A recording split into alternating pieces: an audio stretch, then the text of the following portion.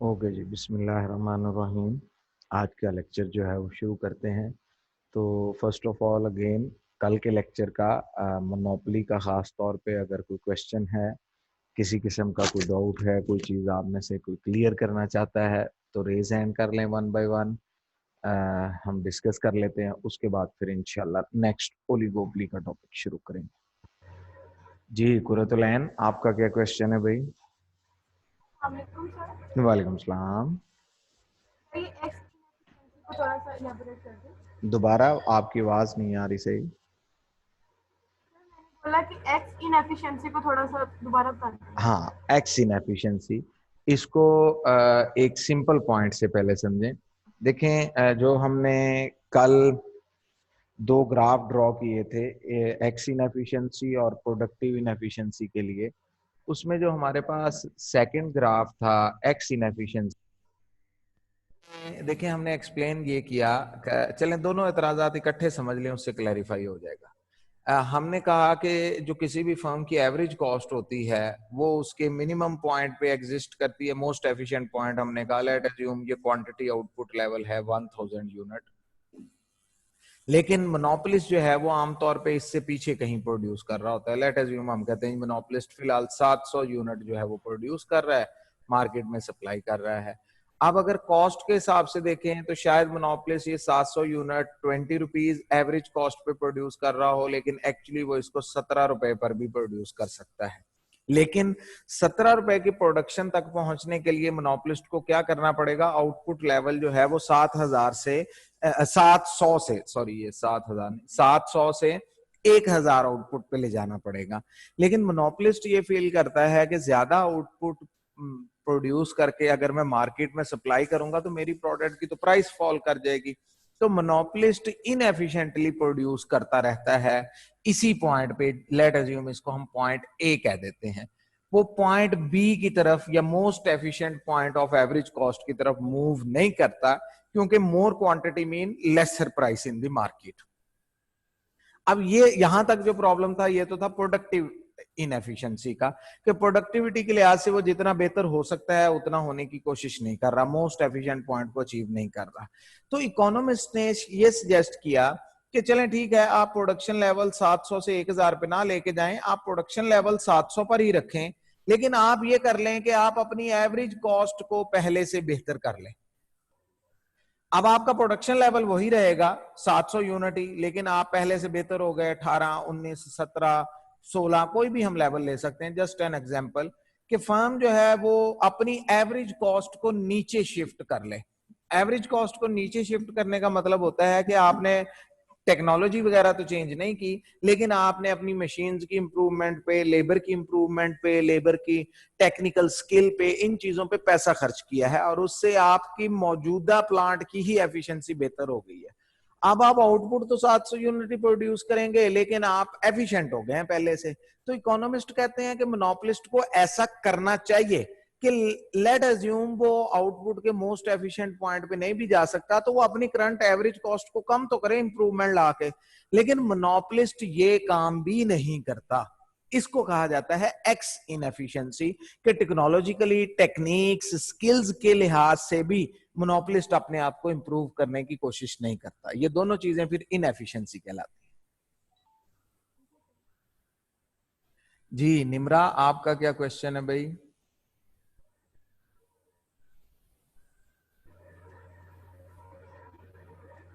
Anyone और कोई question आप में से किसी का?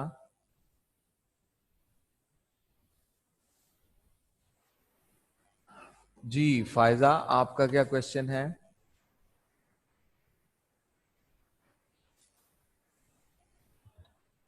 फायजा, आपका माइक शायद म्यूट है, इसको अनम्यूट कर लें।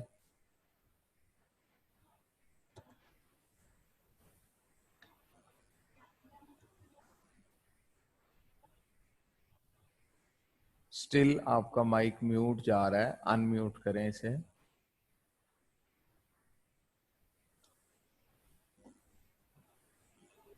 जी अब बोलें। अस्सलाम वालेकुम सर। वालेकुम सलाम।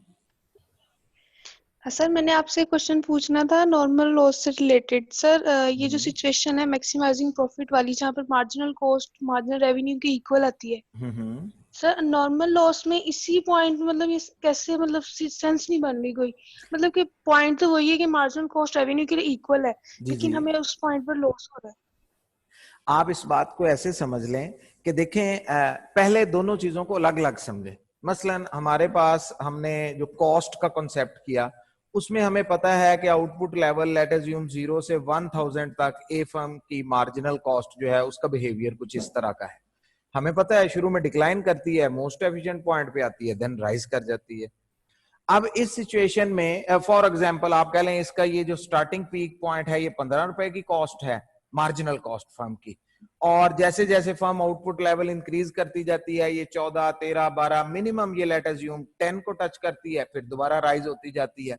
अब ये डिफरेंट आउटपुट लेवल्स है ना, कि फर्म इनमें से कोई एक प्रोड्यूस करने का फैसला कर ले। मसलन यहाँ पे फॉर एग्जांपल 600 यूनिट हैं पर डे, यहाँ पे 700 हैं, फिर 800 हैं, 900 है, 1000 है, डिफरेंट लेवल्स हैं। अब फर्म ने इनमें से एक डिसीजन लेना है कि हम कितना आउटपुट प्रोड्यूस करेंगे। हम ये कहते हैं कि सिर्फ कॉस्ट को देख के फर्म फैसला नहीं कर सकती कि मैं 200 यूनिट पर डे बनाना शुरू कर दूं, मैं 600 बनाना शुरू कर दूं। फर्म का बेस्ट पॉसिबल फैसला तब होगा जब फर्म का मार्जिनल रेवेन्यू फर्म के सामने आए कि मैं ये जो प्रोडक्ट प्रोड्यूस करूंगा इसको किस प्राइस पे मार्केट में सेल कर सकता हूं। अब लेट अज्यूम फर्म अगर मार्केट में डिमांड एंड सप्लाई इस तरह की है जैसे परफेक्ट कंपटीशन है, आपका कंट्रोल ही नहीं है प्राइस पे, आप एक प्रोडक्ट बेचें, 2 बेचें, 10 बेचें या 15 बेचें, आपका हर प्रोडक्ट लेट अज्यूम 20 रुपए का बिकना है, ये 20 रुपीज की प्राइस है। तो हम ये कहते हैं कि जहां पर फर्म की मार्जिनल रेवेन्यू और मार्जिनल कॉस्ट की लाइन आपस में क्रॉस कर जाए, फॉर एग्जांपल हमारे ग्राफ के मुताबिक ये 900 आउटपुट लेवल पे आपस में इक्वेट कर रहे हैं, इस लेवल ऑफ आउटपुट को हम इक्विलिब्रियम आउटपुट लेवल कहते हैं। इक्विलिब्रियम का मतलब क्या है? फर्म के लिए most suitable level of output possibly क्या हो सकता है, वो हमने एक दफा ड्राइव कर लिया कि जहां पे एमसी एमआर आपस में इक्वल होते हैं वही मोस्ट सूटेबल लेवल है। लेकिन इस आउटपुट लेवल पे फर्म प्रॉफिट में है, लॉस में है, ये तो फैसला होना है टोटल कॉस्ट से और टोटल रेवेन्यू से। मार्जिनल कॉस्ट और मार्जिनल कॉस्ट का मतलब है एक यूनिट की कॉस्ट, मार्जिनल रेवेन्यू का मतलब है एक यूनिट का रेवेन्यू, यानी आपने जो आखिरी यूनिट बनाया था वो कितने का बना और वो कितने का बिका, ये है मार्जिनल कॉस्ट और मार्जिनल रेवेन्यू।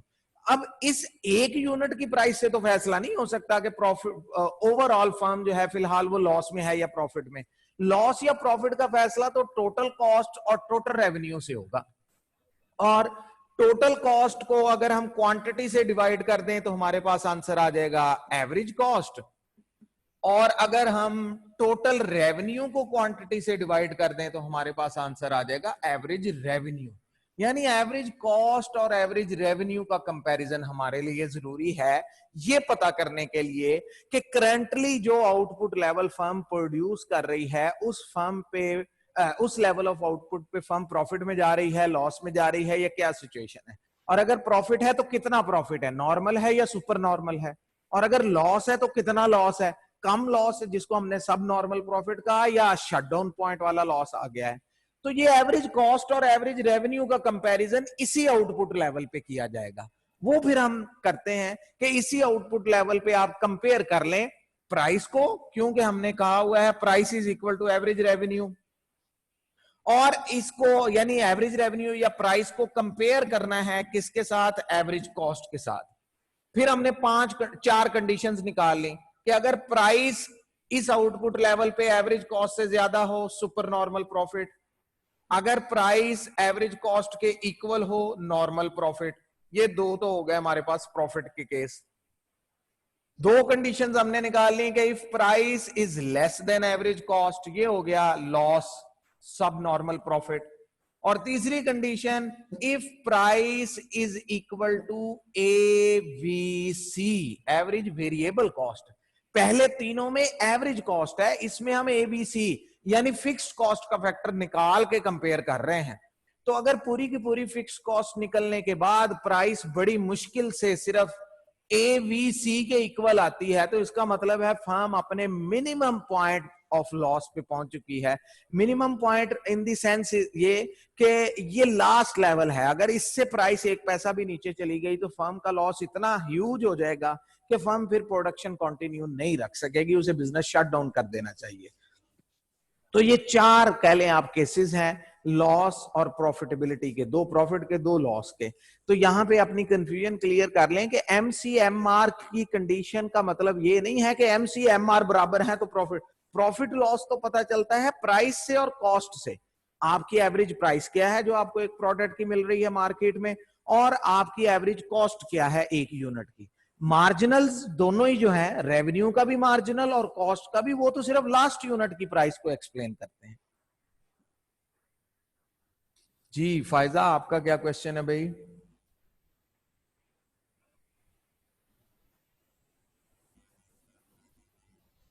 ओके जी, ओके देन नेक्स्ट हमारे पास टॉपिक है ओलिगोपली, फ्यू कंपेटिटर्स। मैंने आपको बताया था कि ड्यूपली का केस जो है वो आपके सिलेबस में इंक्लूड नहीं है, वैसे तो कंपटीशन में मेंशन किया जाता है, लेकिन आपके सिलेबस में ड्यूपली का स्पेसिफिक केस 2 फर्म्स वाला नहीं है। और मोनोपोली के बाद डायरेक्टली जो है वो ओलिगोपली का स्ट्रक्चर है। ओलिगोपली के स्ट्रक्चर में फिर हमने कहा था कि कुछ इंटरनेशनल बुक्स 3 से 15 की तादाद लेती हैं, कि कम से कम 3 हो, 4 हो, 5 हो, मैक्सिमम 15 तक। कुछ बुक्स 20 लिख देती हैं, 15 से 20 दोनों ही चलते हैं। तो जनरली ओली का मतलब होता है फ्यू फर्म्स, चंद फर्म्स हैं, 5, 7, 8, 10 की सेंस में लिया जाता है ज्यादातर।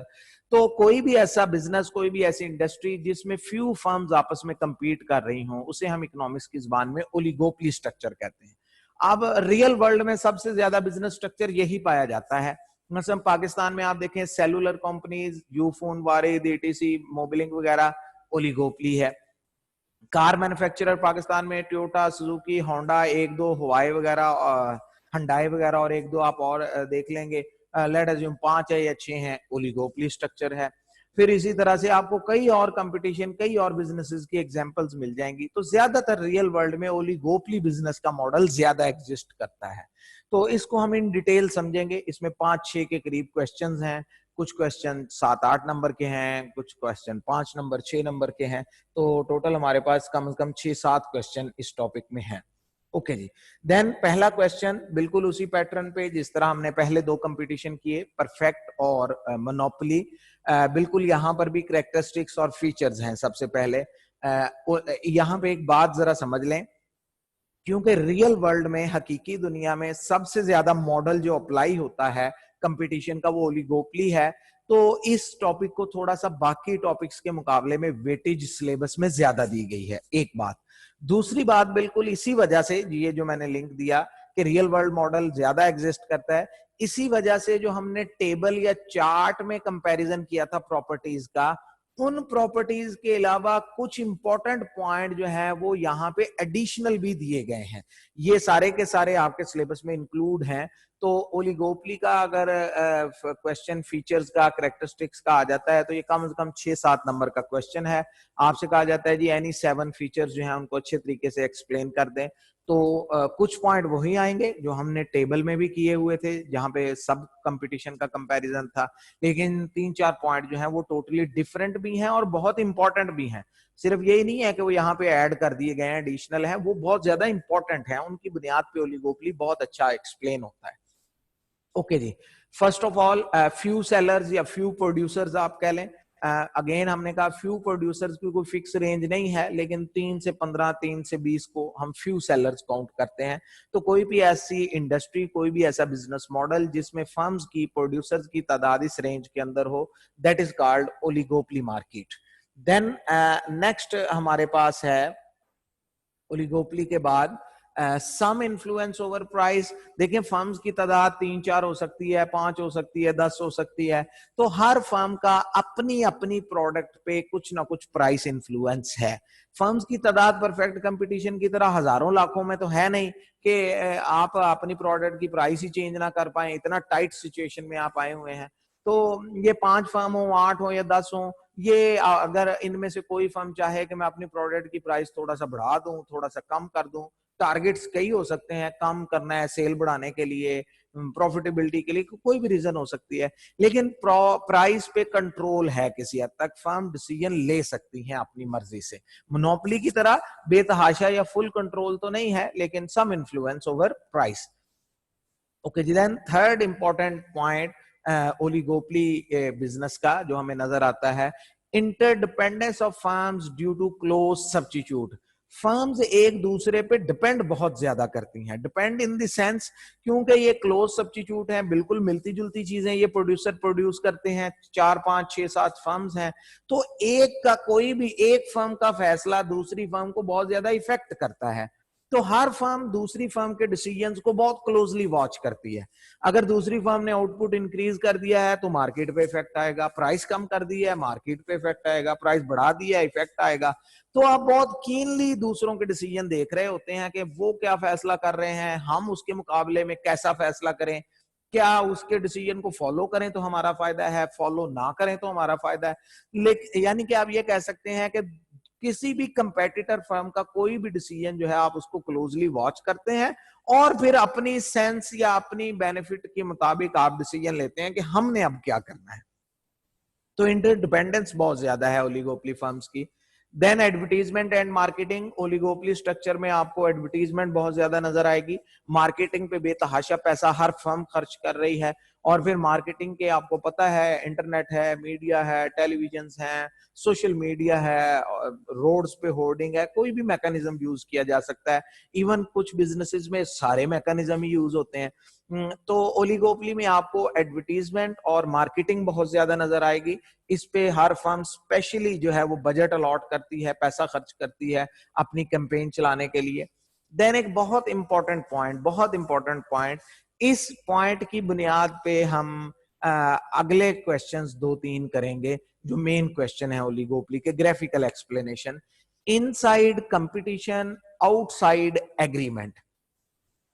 हर फर्म अंदर से एक दूसरे को कंपीट करने की कोशिश कर रही है, लेकिन आउटसाइड एक दूसरे को शो ये करते हैं कि हम आपको कंपीट नहीं कर रहे, हमारा आपसे मुकाबला नहीं है, या हम आपके डिसीजन पे एक तरह से आप कह लें रिटेलिएट नहीं करते, हम जवाबन कोई फैसला, शो ये किया जा रहा है कि हम आपस में एग्री करके रहते हैं, मिलजुल के चलते हैं, फला चीजें हैं, हम कंपीट नहीं करेंगे, मुकाबला करने की कोशिश नहीं करेंगे। अभी डिटेल्स इसकी आ जाएंगी, लेकिन इन रियलिटी हर फर्म अंदर से दूसरे को कंपीट करने की कोशिश कर रही है। ये बहुत इंपॉर्टेंट फीचर है। इनसाइड कंपटीशन, फर्म के अंदर कंपटीशन का माहौल है कि दूसरों को कंपीट करना है। आउटसाइड ये हर फर्म शो कर रही है कि हमारा कंपटीशन ही कोई नहीं है, हमारा एग्रीमेंट है आपस में, हम मिलजुल के चलेंगे, एक दूसरे को जो है वो डिस्टर्ब नहीं करेंगे, मार्केटिंग के लिहाज से, प्राइसिंग के लिहाज से, आउटपुट 100 तरीके हो सकते हैं। ओके जी, देन नेक्स्ट है lack of uniformity of size of the firm. Oligopoly structure में हमें कुछ नहीं पता साइज ऑफ द फर्म क्या होगा। मोनोपोली में हमें पता था साइज ऑफ द फर्म बहुत बड़ा होगा क्योंकि एक ही तो फर्म है, वो इकोनॉमीज ऑफ स्केल पे पहुंच चुकी होगी। परफेक्ट कंपटीशन में हमें पता था कि टोटल मार्केट के लिहाज से एक फर्म, क्योंकि वो हजारों लाखों फर्म में से एक फर्म है, तो टोटल मार्केट के लिहाज से अगेन एक फर्म का साइज इतना छोटा है कि नेग्लिजिबल है। यानी परफेक्ट कंपटीशन में और मोनोपोली में हमें दोनों बातें क्लियर थी।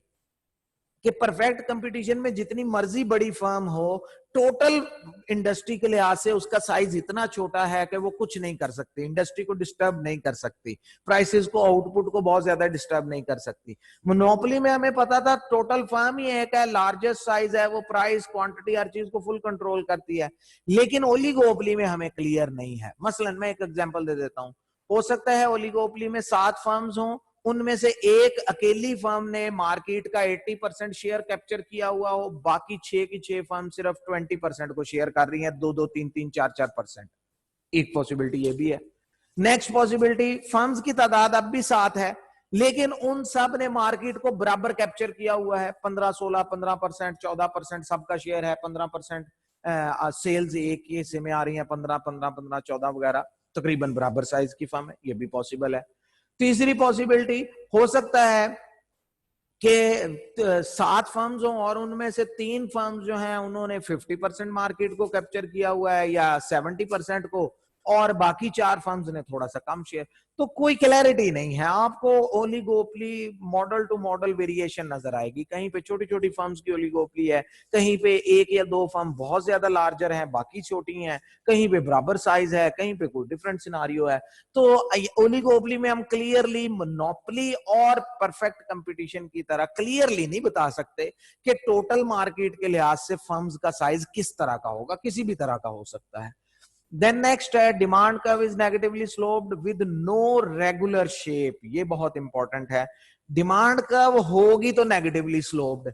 ये नेगेटिव स्लोप का पता तो हमें सम इन्फ्लुएंस ओवर प्राइस से ही चल जाता है कि साफ जाहिर है जब आपका प्राइस पे कुछ ना कुछ कंट्रोल है तो आप प्राइस कम करेंगे, डिमांड बढ़ जाएगी, प्राइस बढ़ाएंगे, डिमांड कम हो जाएगी। तो सिंपल लॉ ऑफ डिमांड के मुताबिक हमें ये तो वहीं क्लियर हो जाता है कि जो डिमांड लाइन है वो नेगेटिव होगी, नेगेटिवली स्लोप्ड होगी। आप प्राइस कम करेंगे तो क्वांटिटी डिमांड जो है वो इंक्रीज, प्राइस फॉल कर रही है, डिमांड राइज कर रही है। तो नेगेटिवली स्लोप्ड तो है, लेकिन एक बहुत इंपॉर्टेंट प्रॉब्लम है यहाँ पे, वो ये है कि नेगेटिव स्लोप है लेकिन हमें उसकी शेप का नहीं पता। जैसे परफेक्ट कंपटीशन में हमें शेप का क्लियरली पता था, हॉरिजेंटल होगी जी और कोई शेप नहीं हो सकती। मोनोपोली में हमें क्लियर पता था कि नेगेटिव तो होगी और उसके साथ साथ लेस स्टीपर होगी, आप कह लें आमतौर पे स्टीपर भी हो तो, लेकिन क्लियर है, एक स्ट्रेट लाइन है। आगे चल के हम इसका मॉडल या ग्राफिकल एक्सप्लेनेशन करेंगे, वहां पे हमें पता ही नहीं चलता, मोर इलास्टिक भी हो सकती है। एक ही प्रोडक्ट है, वो मोर इलास्टिकली भी बिहेव करना शुरू कर देता है, वही प्रोडक्ट अचानक लेस इलास्टिक भी हो जाता है, तो ये भी हम एक्सप्लेन करेंगे। यानी सिंपल वर्ड में डिमांड कर्व है तो नेगेटिव, प्राइस और क्वांटिटी डिमांड का रिलेशन तो नेगेटिव है, लेकिन वो मोर इलास्टिक बिहेवियर होगा, लेस इलास्टिक होगा, यूनिट इलास्टिक होगा, ये पता नहीं चलता। तो इसकी वजह से डिमांड कर्व की शेप, ट्रेंड, उसकी स्लोप क्लैरिटी में नहीं आती। Then next thing, no unique pattern of pricing. इसी पॉइंट का अगला हिस्सा, शेप का क्लियर ना होने का दूसरे लफ्जों में मतलब है आप प्राइसिंग पैटर्न ही नहीं क्लियर हो सकेगा। देखिए हमने चैप्टर नंबर 3 इलास्टिसिटी में पढ़ा था, लेट अज्यूम मैं ऐसा प्रोडक्ट बना के बेचता हूं जो लेस इलास्टिक है। हमने प्राइसिंग पैटर्न आइडेंटिफाई कर लिया कि लेस इलास्टिक प्रोडक्ट की प्राइस प्रोड्यूसर हमेशा बढ़ाएगा क्योंकि उसे खतरा नहीं है डिमांड ज्यादा गिरने का। वो कहता है जी मैं हर साल 15% प्राइस बढ़ा दूंगा, डिमांड 1-2% कम हो भी जाए तो मेरे नुकसान नहीं होता, 4% कम हो जाए, 5 हो जाए। तो लेस इलास्टिक प्रोडक्ट में हमें क्लियरली पता होता है प्रोड्यूसर प्राइसेस बढ़ाएंगे। मोर इलास्टिक में हमें क्लियरली पता होता है प्रोड्यूसर्स प्राइसेस कम करेंगे, क्योंकि कम करने में फायदा है, बढ़ाने में तो उल्टा नुकसान है। तो या फिर यूनिट इलास्टिक में हमें पता होता है स्ट्रेट लाइन है, बढ़ाना या कम करना फायदा नहीं देगा। लेकिन यहाँ पे ओलिगोपोली में एक ही प्रोडक्ट है, वो अचानक लेस इलास्टिक हो जाता है, अचानक मोर इलास्टिक हो जाता है। उसकी लॉजिक और रीजन तो समझ ही लेंगे, लेकिन जब एक प्रोडक्ट इस तरह बिहेव करना शुरू कर दे कि वही प्रोडक्ट मोर इलास्टिक है, वही लेस इलास्टिक है, तो फिर साफ जाहिर है प्राइसिंग पैटर्न तो क्लियर नहीं हो सकेगा कि पता नहीं प्राइस कब बढ़ाएंगे, पता नहीं कब कम करेंगे, क्या सिचुएशन होगी। तो ये एक बहुत इंपॉर्टेंट पॉइंट है। देन नेक्स्ट है, entry and exit is somewhat difficult. Monopoly की तरह इम्पॉसिबल के करीब भी नहीं है, वेरी डिफिकल्ट भी नहीं है, लेकिन परफेक्ट कंपटीशन की तरह इतना आसान भी नहीं है कि जो चाहे इस बिजनेस में जब चाहे एंटर हो जाए। समवट डिफिकल्ट है। आप ये कह सकते हैं कि मोनोपोली में जो हमने 3 कैटेगरीज में 7-8 बैरियर्स पढ़े थे, शायद उनमें से कोई एक बैरियर एग्जिस्ट करता हो, शायद 2 करते हो, शायद 3 करते हो, इससे ज्यादा नहीं।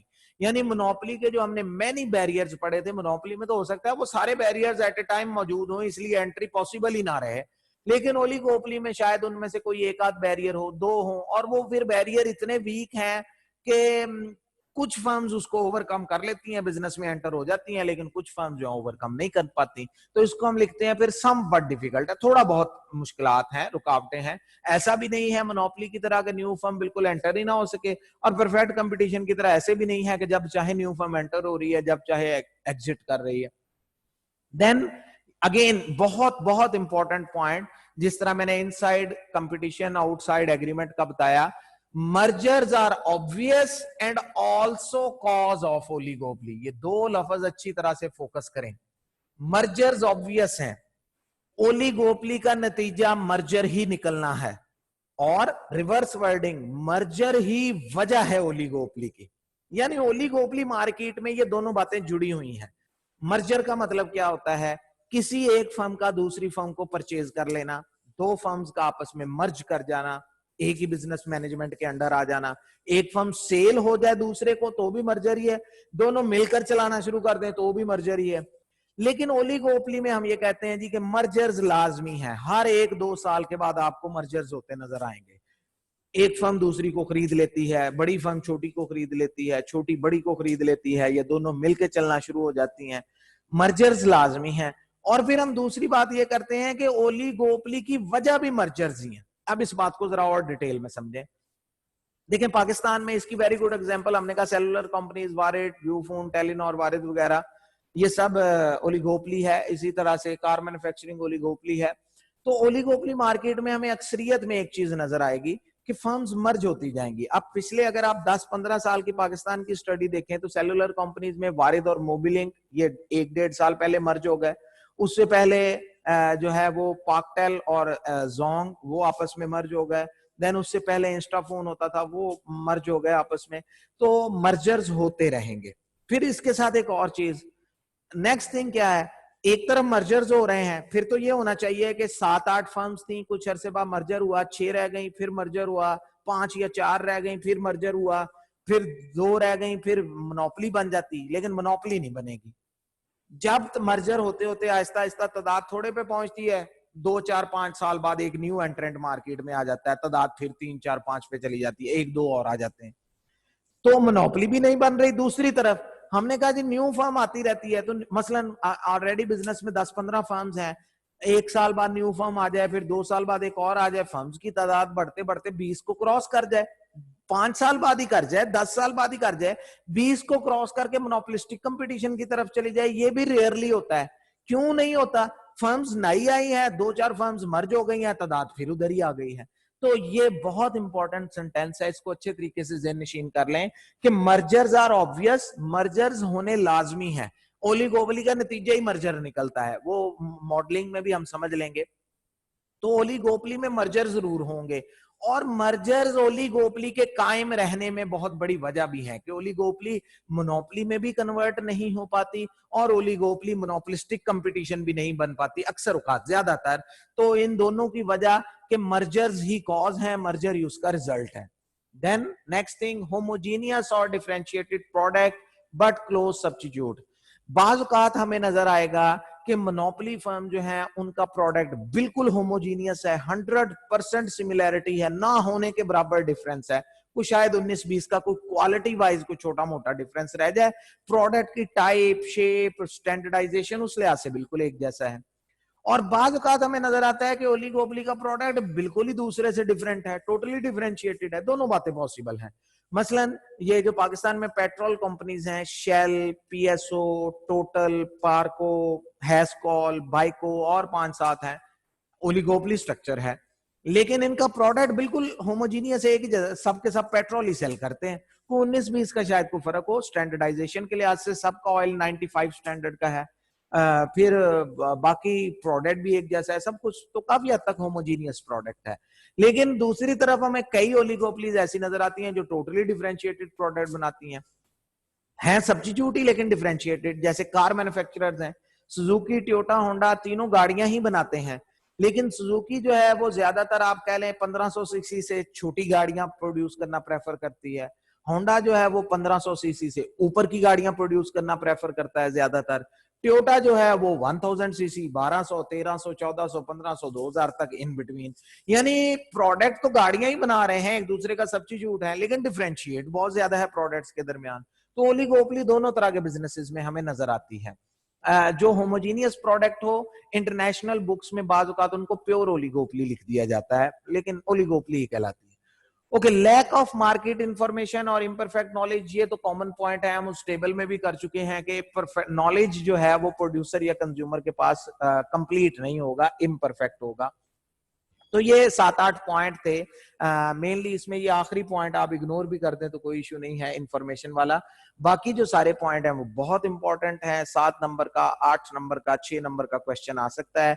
What are the properties of oligopoly, oligopoly के फीचर्स लिख दें, कैरेक्टरिस्टिक्स लिख दें, प्रॉपर्टीज लिख दें। तो आप ये 7-8 पॉइंट जो हैं वो 1 बाय 1, 2-2 लाइन में, 3 लाइन में हर पॉइंट को एक्सप्लेन कर देंगे। ओके जी, देन नेक्स्ट हमारे पास टॉपिक है टाइप्स ऑफ ओलिगोपोली।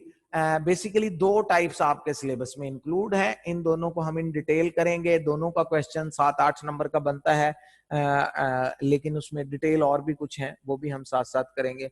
ओके जी, तो टाइप्स ऑफ ओलिगोपोली में 2 तरह की ओलिगोपोलीज जो हैं वो दुनिया में ज्यादातर एग्जिस्ट करती हैं। एक को हम क्लूसिव ओलिगोपोली कहते हैं और दूसरे को हम नॉन क्लूसिव ओलिगोपोली कहते हैं।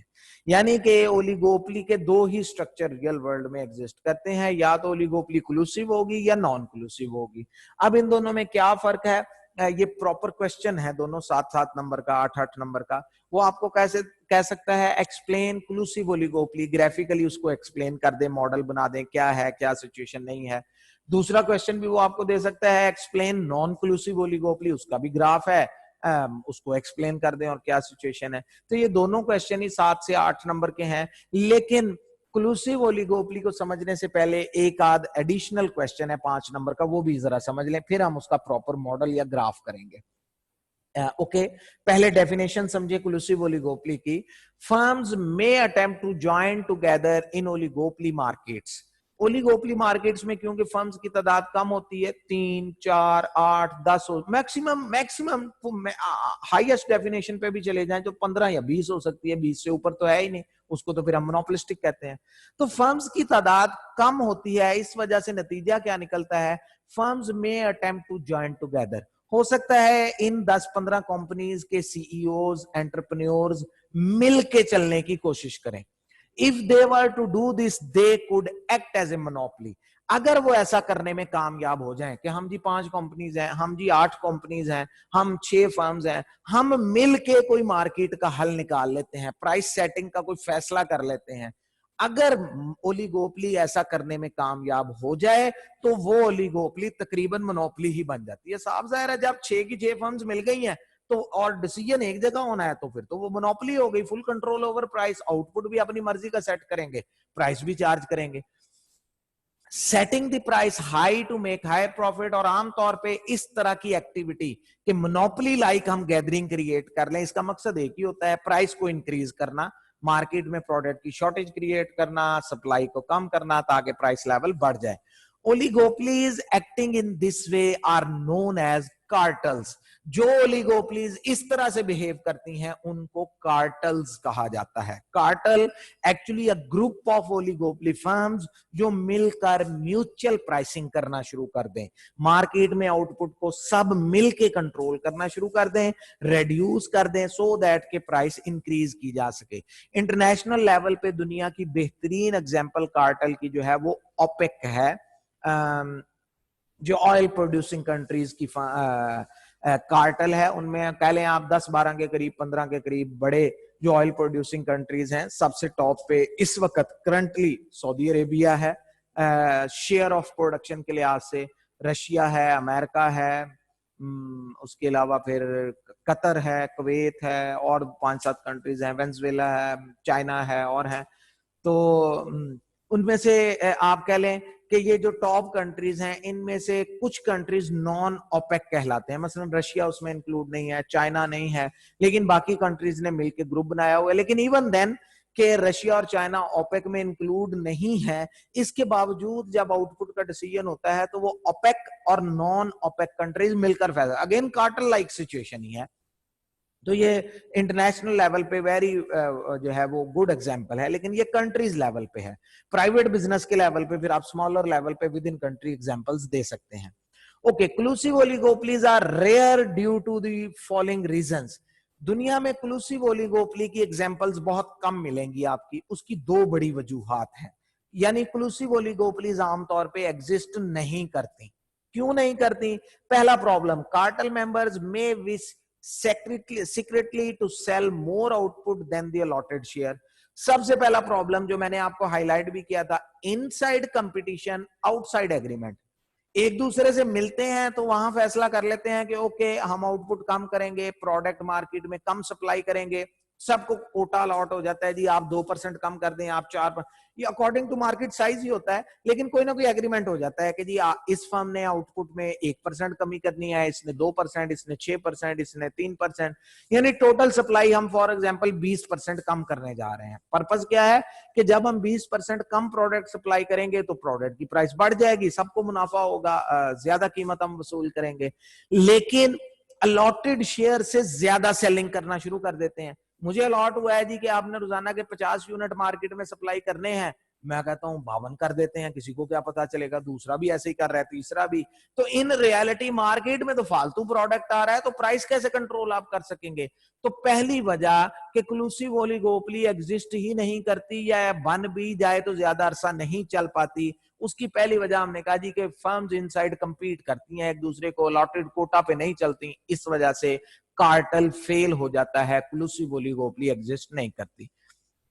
दूसरी और इससे भी ज्यादा बड़ी वजह जिस वजह से क्लूसिव ओलिगोपोली जो है वो एग्जिस्ट नहीं करेगी, price fixing in a cartel arrangement is often illegal. दुनिया के तकरीबन तमाम कंट्रीज में, शायद ही दुनिया का कोई कंट्री हो जहां पर कार्टेल बना के प्राइस को सेट करना लीगल हो। दुनिया के तकरीबन तमाम कंट्रीज में ये इलीगल एक्टिविटी है। यानी कि अगर गवर्नमेंट को पता चल जाए, गवर्नमेंट ये प्रूव कर सके कि ये कार्टेल बना है, जानबूझ के कीमत बढ़ाई गई है, कम की सप्लाई कम की है, फला फला, तो कार्टेल फर्म्स को जुर्माने भी किए जा सकते हैं, उनके स्वीयर केस में बिजनेसेस सील भी किए जा सकते हैं, उनको फाइनेंशियल कॉस्ट पे करना पड़ सकती है, उनसे आउटपुट जबरदस्ती लेके मार्केट में सप्लाई किया जा सकता है, गवर्नमेंट प्राइस को सेट कर सकती है। ये जिस तरह रिसेंटली पाकिस्तान में चीनी की प्राइस पे हुआ है, तो कार्टेल लाइक सिचुएशन अगर बनती है तो गवर्नमेंट बाय लॉ जो है उसको फिर फोर्सफुली रोकने की कोशिश करती है। तो ये दो नंबर का छोटा सा क्वेश्चन आ सकता है, व्हाई कार्टेल्स आर रेयर या व्हाई क्लूसिव ओलिगोपोलीज आर रेयर। दुनिया में क्लूसिव ओलिगोपोलीज कम क्यों पाई जाती हैं, या अगर बनती हैं तो सरवाइव क्यों नहीं करती?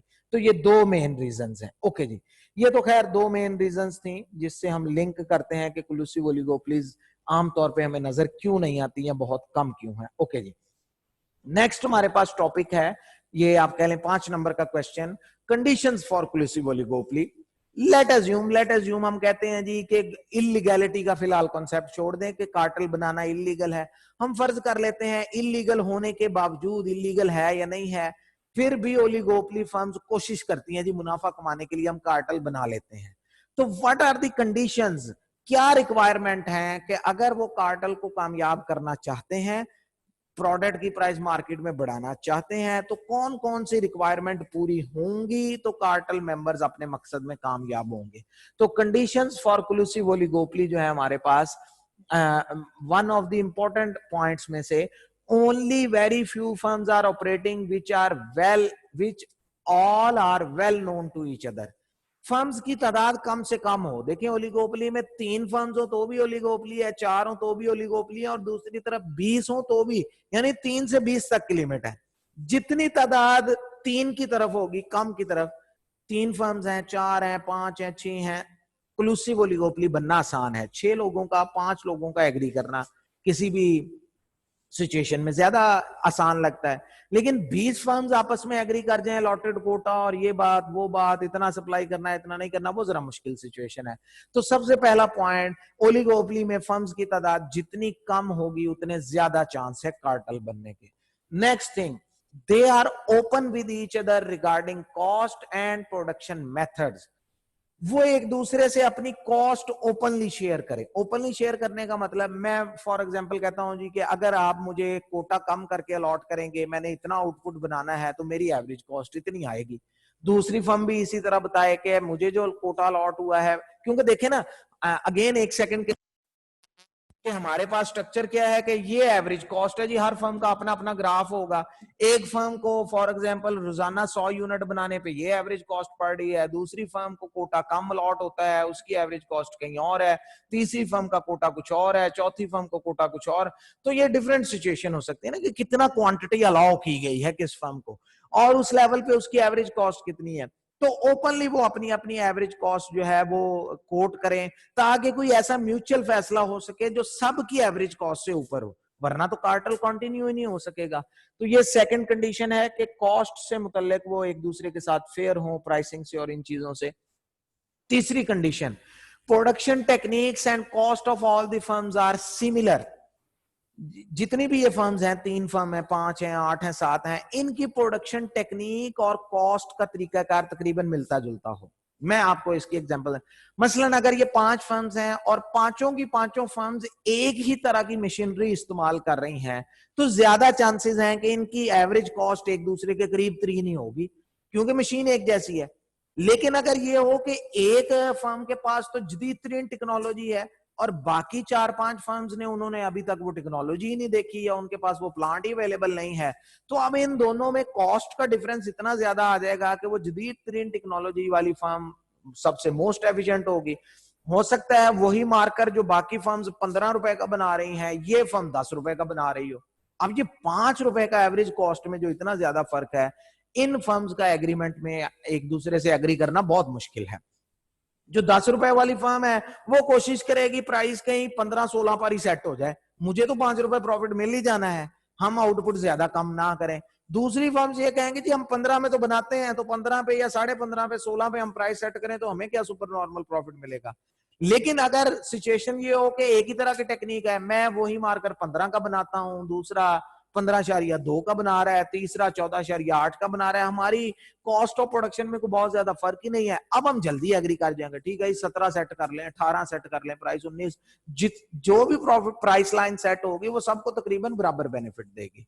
तो production techniques and cost of all the firms are similar. जितना सिमिलैरिटी होगी उतने चांसेस ज्यादा हैं सक्सेसफुल ओलिगोपोली बनने के, जितनी सिमिलैरिटी कम होगी टेक्निक्स में, प्रोडक्शन में, कॉस्ट में, उतना ही मुश्किल है। Then they produce similar product, उनका प्रोडक्ट एक दूसरे से मिलता जुलता हो। जैसे हमने कहा ओलिगोपोली दोनों तरह की हो सकती है, पेट्रोल सिमिलर या होमोजीनियस प्रोडक्ट है, शेल हो, पार्को हो, टोटल हो, पीएसओ हो, पेट्रोल तकरीबन मिलती जुलती प्रोडक्ट है। लेकिन गाड़ियां हमने अभी कहा सुजुकी कंपनी 800 सीसी गाड़ी बना रही है या 600 सीसी, दूसरी तरफ फॉर एग्जांपल किया कंपनी जो है वो 4000 सीसी जो है वो गाड़ी बना रही है। अब इन दोनों का प्रोडक्ट ही एक दूसरे से मैच नहीं करता, एक प्रोडक्ट 12 लाख रुपए की प्राइस का है, दूसरा प्रोडक्ट 80 लाख रुपए का है, ये तो दोनों सब्स्टिट्यूट ही नहीं है एक दूसरे के, यानी एक का कस्टमर दूसरे के पास जा ही नहीं सकता, वो क्वांटिटी कम ज्यादा करने का इंपैक्ट ही नहीं है। तो जितना सिमिलर प्रोडक्ट होगा ओलिगोपोलीज का मिलता जुलता होगा, उतना ओलिगोपोली बनने के चांसेस ज्यादा हैं, क्लूसिव ओलिगोपोली। और अगर डिफरेंशिएटेड प्रोडक्ट है तो फिर क्लूसिव ओलिगोपोली बनने के चांसेस बहुत कम हैं। Then there is a dominant firm, ये एक बहुत इंपॉर्टेंट रूल है, इसको समझ लें। अगर ओलिगोपोली बिजनेस में कोई एक फर्म बाकियों के मुकाबले में डोमिनेंट है, डोमिनेंसी की वजह एफिशिएंसी भी हो सकती है कि एक फर्म दूसरों से बहुत ज्यादा एफिशिएंट है, डोमिनेंसी की वजह साइज भी हो सकता है कि एक फर्म बहुत बड़ी है, 80% मार्केट उसने कैप्चर की हुई है, डोमिनेंसी की वजह और भी कोई हो सकती है। लेकिन अगर एक फर्म डोमिनेंट है तो ओलिगोपोली के क्लूसिव बनने के चांसेस ज्यादा हैं, ये बहुत अच्छे तरीके से नोट कर लें, बहुत इंपॉर्टेंट पॉइंट है। अगर एक डोमिनेंट फर्म है तो देयर आर मोर, आमतौर पे ये साइज के हिसाब से ज्यादा मैटर करता है, एफिशिएंसी के लिहाज से इतना मैटर नहीं करता, लेकिन साइज ऑफ द फर्म कि जो डोमिनेंट फर्म है वो टोटल मार्केट शेयर में से कितना उसके कंट्रोल में है। डोमिनेंट फर्म जो है, अगर कोई एक फर्म डोमिनेंट है, 70, 80, 90% मार्केट उसे अकेले ने कैप्चर की हुई है, ऐसी सिचुएशन में ओलिगोपोली बनने के, क्लूसिव ओलिगोपोली बनने के चांसेस ज्यादा हैं। लेकिन अगर सभी बराबर के साइज के हैं तो फिर थोड़ा सा प्रॉब्लम आ सकता है। इसको आप इस तरह से कह लें कि लार्जर फर्म या डोमिनेंट फर्म जो है वो एक तरह से बाकियों को कन्विंस करने में कामयाब हो जाती है कि वरना अदरवाइज हम कंपीट करेंगे तो आप छोटी फर्म है, आप कंपीट नहीं कर पाएंगे। तो बाज़ औक़ात ये प्रॉब्लम भी आता है। डोमिनेंसी ऑफ द फर्म जो है ये मैटर करती है। Then there are significant barriers on entry of new firm. ये बहुत इंपॉर्टेंट पॉइंट है। क्लूसिव ओलिगोपोली का बनना और उसका एग्जिस्ट करना या चलते रहना डिपेंड करता है कि इस ओलिगोपोली में बैरियर्स कितने हैं। देखें, जितने बैरियर्स ज्यादा होंगे उतना ही मोनोपोली की तरह की सिचुएशन बनती चली जाएगी। न्यू फर्म जल्दी एंटर नहीं हो पाएगी। जिन 5-7 फर्म्स ने आपस में एग्रीमेंट कर लिया है क्लूजन करने का, क्लूसिव ओलिगोपोली का, कार्टेल बनाने का, वो चलते रहेंगे। न्यू फर्म ने 2, 5, 10, 15, 20 साल तक एंटर ही नहीं होना तो ठीक है। लेकिन अगर बैरियर्स कम है, क्योंकि एक्चुअली मोनोपोली जितने बैरियर्स होते तो नहीं है, तो अगर ये ऐसा बिजनेस है कि इसमें न्यू फर्म जल्दी एंटर हो जाएगी तो फिर क्लूसिव ओलिगोपोली के चलने के चांसेस नहीं है। आप 6 लोगों को एग्री करते हैं, 6 महीने बाद एक और फर्म आ जाती है, अब उसको भी आप एग्रीमेंट में लाने की कोशिश करते हैं, बड़ी मुश्किल से दोबारा आउटपुट सेटिंग होती है, कोटाज एडजस्ट होते हैं, एग्रीमेंट के अभी 4 महीने गुजरे नहीं है, एक और फर्म मार्केट में एंटर हो गई है। तो जितना न्यू फर्म की एंट्री जो है वो इजी होगी, उतना ही कार्टेल बनने के चांस या कंडीशंस कम हो जाएंगी। Then the market is stable, that there is no price war and price rivalry. Market है, प्राइसिंग को लेके कोई लड़ाई या कोई वॉर या कोई इस तरह की सिचुएशन नहीं है कि आप प्राइस 1 रुपया कम करते हैं, आपका कंपेटिटर भी कम कर देता है, आप मजीद कम करते हैं जी, आप उनको कैप्चर कर रहे हैं, वो आपको कैप्चर कर रहे हैं।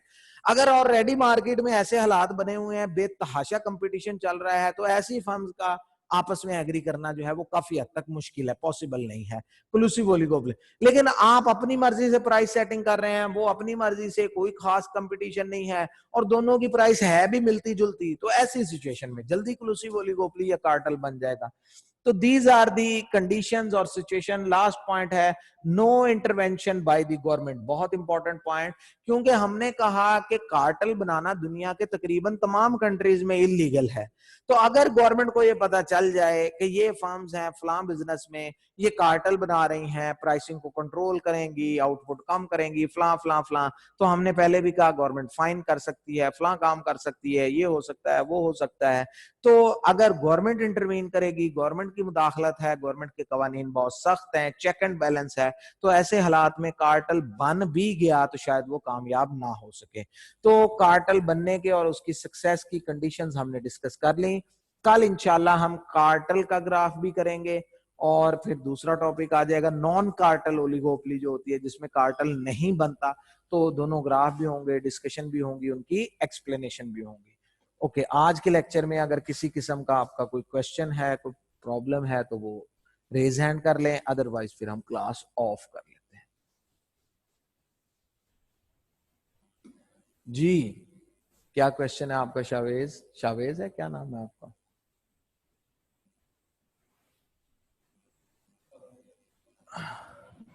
जी बोले।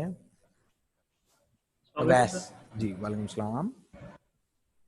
सर लास्ट वाला पॉइंट जरा दोबारा बताइएगा, नो इंटरवेंशन वाला। देखें, अगर कार्टेल में गवर्नमेंट की कोई मुदाखलत है, यानी प्राइवेट कंपनीज कार्टेल बनाने की कोशिश कर रही हैं, गवर्नमेंट चेक एंड बैलेंस रखती है, गवर्नमेंट अदालत में ले जाके उन पे केस कर देती है जी इन्होंने कार्टेल बनाया है, पब्लिक को नुकसान पहुंचाया है जी, जानबूझ के हाई प्राइस की है। अगर यानी कि गवर्नमेंट के कवानीन, गवर्नमेंट का चेक एंड बैलेंस, गवर्नमेंट मुदाखलत कर रही है, कंट्रोल कर रही है मार्केट को, चेक है उस पे, तो ऐसी सिचुएशन में कार्टेल बनने के चांसेस कम है, और अगर बन भी गया तो वो फिर दोबारा ब्रेक हो जाएगा। ठीक है जी निम्रा, आपका क्या क्वेश्चन है भाई?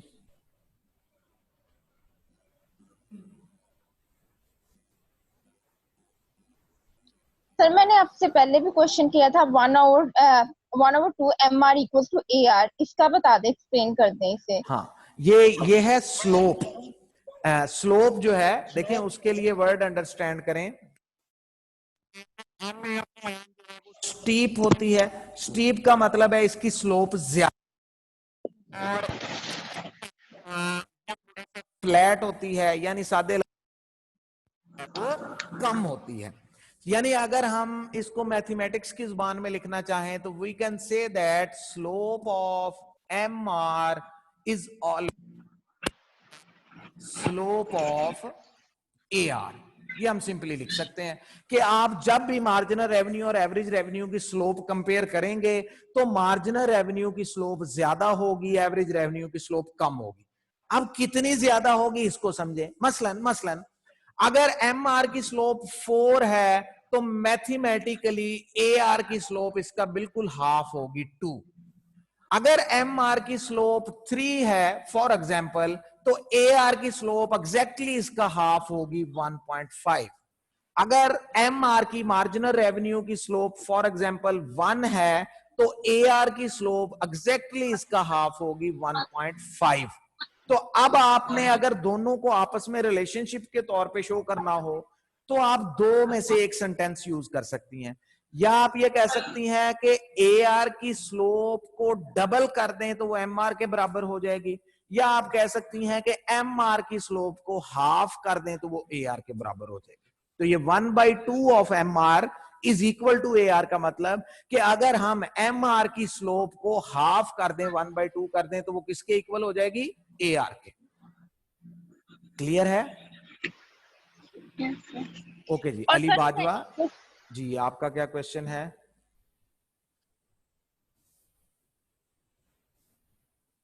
अली बाजवा,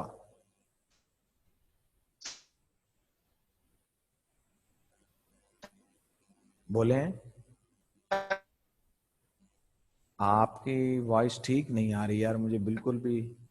ये सेकंड वाला पॉइंट ना एक बार दोबारा बता दें। सेकंड वाला पॉइंट ना दोबारा बता दें। They are open with each other regarding cost and production method, इसकी बात कर रहे हैं जी सर। जी। ओपन विद ईच अदर का मतलब ये है कि वो कोई भी बात एक दूसरे से छुपाए नहीं, ओपन है। मतलब पांचों कंपनीज जो हैं, 5 ओलिगोपोलीज में फर्म है, वो पांचों आके बैठते हैं जी, उनके एंटरप्रेन्योर। एक कहता है जी हमारी तो कॉस्ट ऑफ प्रोडक्शन है 10 रुपए मारकर, 10 से सस्ता हम नहीं बना सकते। दूसरा कहता है जी हमारी तो 11 है, हम 11 से सस्ता नहीं बना सकते। तीसरा कहता है जी हमारी तो एवरेज कॉस्ट 9 है। यानी वो जो इंफॉर्मेशन आपस में शेयर, ये असल में शेयर क्यों करेंगे, अपनी अपनी कॉस्ट क्यों बताएंगे, ताकि वो मिलके कोई ऐसी प्राइस सेट कर लें कि हमने कितनी क्वांटिटी जो है वो मार्केट में सप्लाई करनी है, क्या प्राइस लेवल सेट करना है, ताकि किसी का नुकसान ना हो। सब कोई, किसी को सुपर नॉर्मल प्रॉफिट कम मिल जाएगा, किसी को ज्यादा, लेकिन सब के सब सुपर नॉर्मल प्रॉफिट जरूर कमा लेंगे। लेकिन ये तभी मुमकिन है कि वो जो इंफॉर्मेशन आपस में शेयर कर रहे हैं, कॉस्ट की, आउटपुट लेवल की, टेक्निक की, मेथड की, वो रियल हो, उसमें कोई फ्रॉड, उसमें कोई गलत बयानी, कोई उसमें चीज को, किसी बात को छुपाना, ऐसा ना हो। जितना वो एक दूसरे से ओपन होंगे उतना ही कार्टेल बनने के चांस ज्यादा है। जितना वो अपनी बातें छुपाएंगे, मेरी कॉस्ट 10 है मैं 15 बता के आ जाता हूं, तो दूसरा भी यही कुछ करेगा, उसकी कॉस्ट 9 होगी, वो शायद 18 बता के आ जाए, तो फिर हम शायद एग्रीमेंट ना कर पाए या कार्टेल बनने के चांसेस कम हो जाएंगे। जी सर। जी अहमद, आपका क्या क्वेश्चन है भाई? अस्सलाम वालेकुम सर। वालेकुम सलाम। सर मार्जिनल वाला पॉइंट रिपीट कर दें सर। ये मार्जिनल का एक पॉइंट तो अभी पूछा था, स्लोप वाला, इसकी बात कर रहे हैं या मार्जिनल रेवेन्यू और मार्जिनल कॉस्ट वाले की बात कर रहे हैं? सर वो जो पिछले स्लाइड पे था मर्जर कह रहे हैं? जी सर मर्जर। यार लफ्ज तो सही बोलो ना, मुझे मार्जिनल सुन रहे हैं यहाँ पे। ओके, मर्जर कहते हैं दो फर्म्स का आपस में मिल जाना। मसलन मैंने एक एग्जांपल दी, 1-1.5 साल पहले पाकिस्तान में मोबिलिंग कंपनी ने वारिद को परचेज कर लिया। इकोनॉमिक्स या बिजनेस की जुबान में कहते हैं जी दो कंपनीज आपस में मर्ज हो गई हैं, इकट्ठे हो गई हैं, मर्जर ऑफ द कंपनीज। तो ओलिगोपोलीज में हम ये कहते हैं कि ओलिगोपोलीज में मर्जर्स होते रहेंगे, हर 2-3 साल के बाद दो कंपनीज कोई ना कोई दो मिल जाएंगी। जैसे मैंने पाकिस्तान में एग्जांपल दी कि 2 साल पहले मोबिलिंग ने वारिद खरीद लिया, फिर 3-4 साल पहले की बात है जोंग ने पाकटेल एक कंपनी होती थी उसको परचेज कर लिया, शायद आपको उसका नेम पता हो या ना। उससे पहले एक इंस्टाफोन कंपनी होती थी 2004 से, पाकटेल बाद में आया लेकिन उसने इंस्टाफोन को परचेज कर लिया। तो मर्जर्स होते रहते हैं। उसकी वजह असल में आपको कल समझ आएगी जब हम नॉन क्लूसिव ओलिगोपोली पढ़ेंगे, तो आपको नजर आएगा कि ये जो 4-5 फर्म्स हैं, अगर ये क्लूसिव ओलिगोपोली नहीं बना पाती, यानी मिल के म्यूचुअल प्राइस नहीं कर पाती, तो नतीजा ये निकलता है कि कोई ना कोई फर्म लॉस में जाना शुरू हो जाती है, कुछ फर्म्स प्रॉफिट कमा रही हैं, वो लॉस वाली फर्म 1 2 महीने 6 महीने 8 महीने लॉस बर्दाश्त करती है, फिर वो सेल आउट हो जाती है। साफ ज़ाहिर लॉस में आप कितना अरसा चला सकते हैं, 1 साल चला लेंगे, 2 साल चला लेंगे, बस दैट्स इट। तो यानी नतीजा क्या निकलता है, कोई दूसरी फर्म एक फर्म को परचेज कर लेती है या 2 फर्म्स मिल जाती हैं आपस में। तो ओलिगोपोली में हमें नजर आएगा मर्जर्स बार बार हो रहे हैं, कभी 1 साल में कोई फर्म आपस में इकट्ठी हो गई, 2 साल बाद फिर 2 इकट्ठी हो गई। और इसका दूसरा हिस्सा है इस बात का कि मर्जर्स की वजह से ओलिगोपोली का मॉडल ओलिगोपोली ही रहता है, वो कभी मोनोपोलिस्टिक वाली तादाद में नहीं जा पाता। साफ जाहिर है न्यू फर्म हर 1-2 साल के बाद कोई ना कोई एंटर हो रही है, तो ये तादाद बढ़ते बढ़ते 8 10 15 साल में 20 को क्रॉस कर ही जानी चाहिए ना, कि न्यू फर्म आ गई तादाद और बढ़ गई, फिर 1-2 साल बाद न्यू फर्म आ गई तादाद और बढ़ गई, बढ़ते बढ़ते ये 20 से ऊपर चले जाए, हम कहें जी ओलिगोपोली की बजाय अब ये मोनोपोलिस्टिक कंपटीशन बन गया है। लेकिन ऐसा भी नहीं होता। क्यों? जैसे जैसे न्यू एंट्रेंट आ रहे हैं, अभी हमने कहा कि मर्जर्स भी होते जा रहे हैं साथ साथ, तो ये इसी रेंज में घूमता रहता है। ओलिगोपोली का बिजनेस आमतौर पे ओलिगोपोली ही रहता है। यानी अब अगर आप ओलिगोपोली की 100 एग्जांपल बिजनेसेस की ढूंढे तो उसमें से शायद 90 ऐसी हों जो पिछले 100 साल से 200 साल से 400 साल से ओलिगोपोली ही चलती आ रही हैं, ना वो मोनोपोली बन सकी हैं, ना वो मोनोपोलिस्टिक कंपटीशन बन सकी है। ओके, आज के लिए काफी है। इन टॉपिक्स को अच्छे तरीके से पढ़ लें, समझ लें। कोई किसी किस्म का प्रॉब्लम है तो कल हाईलाइट कीजिएगा लेक्चर के शुरू में, अदरवाइज फिर हम कल क्लूसिव ओलिगोपोली और नॉन क्लूसिव ओलिगोपोली इंशाल्लाह जितना कल हो सका वो कवर करेंगे। अल्लाह हाफिज।